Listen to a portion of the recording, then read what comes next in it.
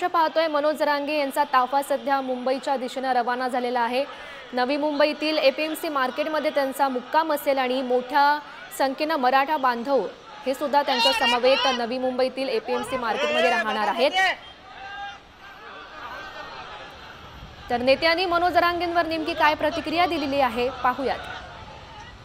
मुख्यमंत्री महोदय त्यांच्याशी निश्चितपणे संवाद साधत या विषयावर मार्ग काढण्याचा आणि तोही सकारात्मक पद्धतीने हा मार्ग निघावा यासाठी आदरणीय मुख्यमंत्री अतिशय संवेदनशीलतेने त्यांच्याशी संवाद साधण्याचा हा प्रयत्न सुरू आहे की त्यांना आवाहन केले जात आहे की त्यांनी या आवाहनाला प्रतिसाद द्यावा।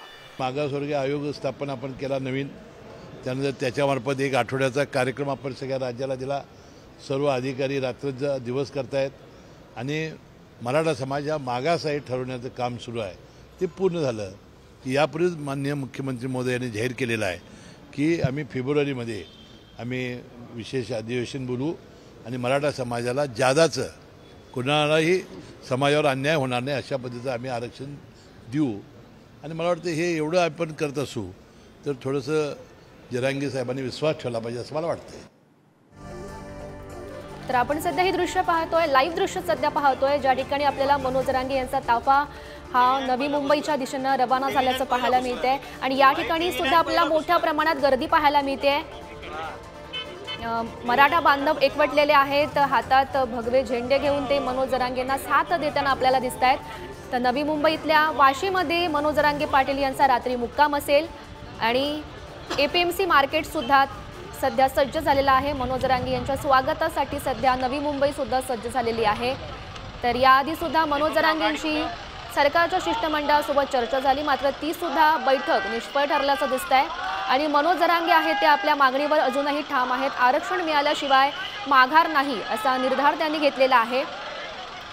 तर आझाद मैदानावर आंदोलनाला खरं तर परवानगी नव्हती, मात्र ती परवानगी मिळाल्याचा दावा मनोज जरांगे यांनी माध्यमांशी बोलताना केलाय। तर लोणावळ्यानंतर आता त्यांची ही पायी दिंडी रवाना झालेली आहे मुंबईच्या दिशेने। मनोज जरांगे पाटील यांचं तुफान सध्या निघाल्याचं आपल्याला पाहायला मिळतंय। जोरदार घोषणाबाजी या ठिकाणी सुरू आहे, सोबतच अनेक मराठा बांधव आपल्याला या दिंडीमध्ये सहभागी झालेले दिसत आहेत। तर नवी मुंबईकडे आज वाशीमध्ये त्यांचा रात्री मुक्काम असेल। नवी मुंबईतील एपीएमसी मार्केटमध्ये त्यांची राहण्याची व्यवस्था करण्यात आलेली आहे आणि त्या ठिकाणी सुद्धा मनोज जरांगे पाटील यांच्या स्वागतासाठी नवी मुंबई सुद्धा सज्ज झाल्याचं आपल्याला पाहायला मिळत आहे। तर त्याआधी लोणावळ्यामधली आपण ही काही दृश्य पाहतोय ज्या ठिकाणी जी त्यांची पायी दिंडी आहे ती मुंबईकडे रवाना झाल्याचं आपल्याला पाहायला मिळत आहे।